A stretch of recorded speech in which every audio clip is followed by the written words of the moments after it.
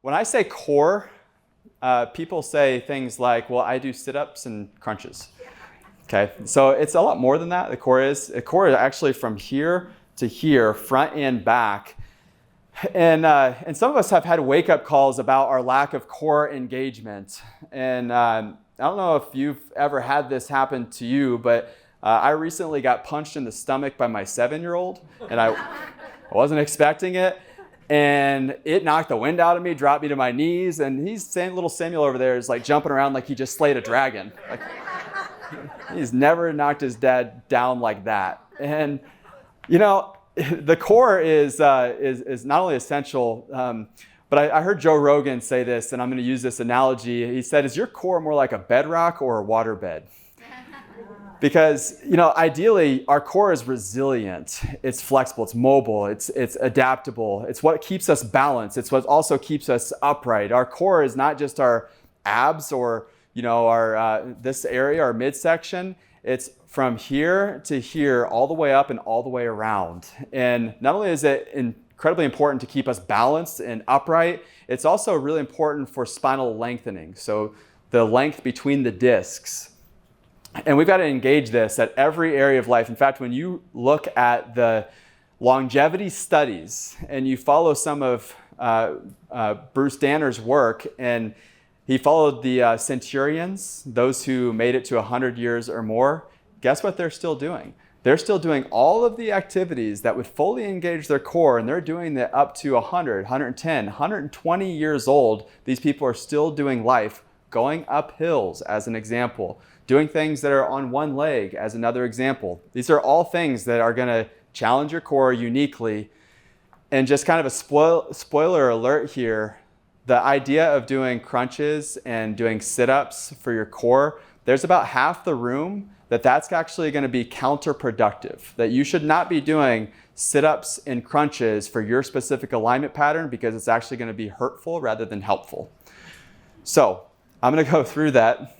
Sorry if that is not what you wanted to hear tonight. But it's not just aesthetics. The core is all about your overall health. And you know, the core has to be turned on, has to be engaged. And most people's are completely turned off. Even right now, your core might be turned off if you're not intentional. And so what I want us to just do right now, even just to get this out of the way, what I want you to do is go to the edge of your chair right now. Let's just do a little activity. Go all the way to the edge of your chair. What you're going to do is you're going to sit up nice and tall through your chest. You're going to turn your palms out like this. Great. So you're rotating your thumb out is what I'm doing right now. What you're going to do is I'm going to teach you how to engage your deep and most important core muscle. It's called your diaphragm. It's the one that's completely neglected. Has anyone in the room ever been in choir or, yeah, okay, so some of you know how to engage your diaphragm through choir or through singing because you have to. This is the muscle right below your breastbone, right here.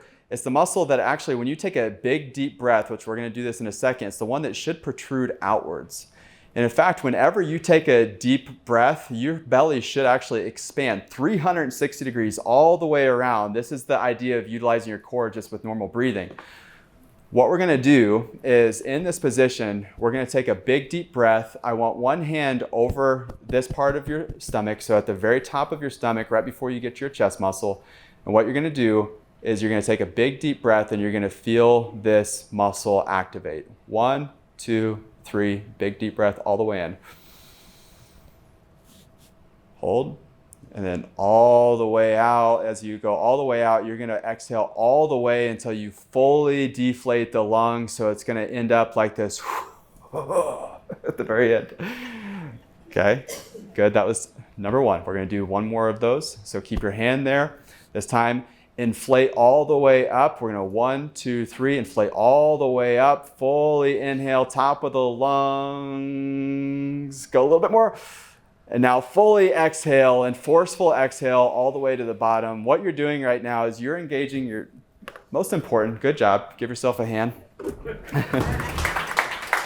You did it. You just engaged your diaphragm. So what we're going to talk about now, here's the other thing is when you're right there, on the edge of your chair and breathing that way, your nervous system must kick into gear and utilize what's called your parasympathetic part of your nervous system. This is your rest and digest part of your nervous system. It's the part of your nervous system that also allows you to be focused, have energy over time, and it's to be accessed throughout the course of a day. Yet most of us never really fully access that because we don't put ourselves in environments that would force fully inhalation and full exhalation, like on all-out sprints, just as one example would.